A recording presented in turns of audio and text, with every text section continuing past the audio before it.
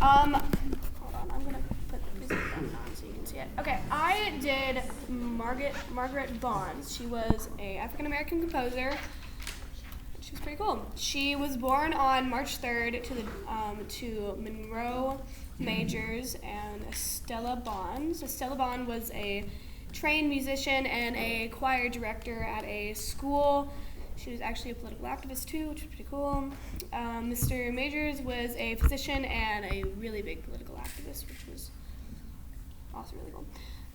She was born in 1913 in Chicago, Illinois. She actually tried to open an academy after she went through a little bit of college, but she ended up teaching private piano lessons to a bunch of kiddos.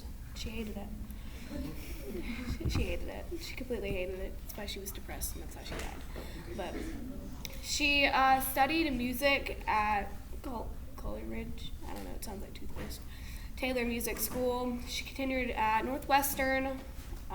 She was exposed to major racism there. She almost got kicked out because of the racist bias that they had against her. And she ended up winning the prestigious Wanamaker Award after her first year of college at Northwestern. And she was the first African-American woman to perform with the Chicago Symphony Orchestra, featured as the pianist in the Women's Symphony Orchestra in Chicago as well, and played concert piano in D minor. She had a main focus of classical and contemporary works.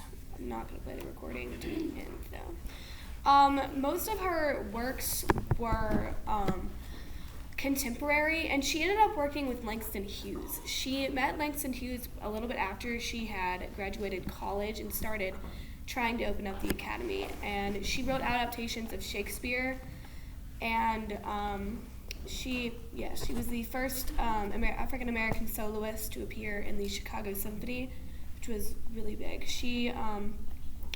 The theater folks, she helped develop classical and musical theater. She wrote Shakespeare in Harlem, which was pretty dope. And one of her most famous songs that she helped compose was "He Got the Whole Wide World in His Hands," which I had no idea.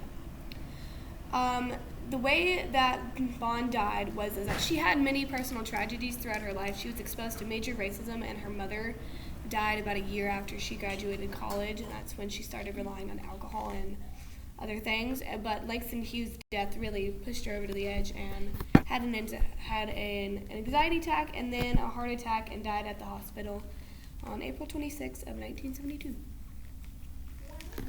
Done.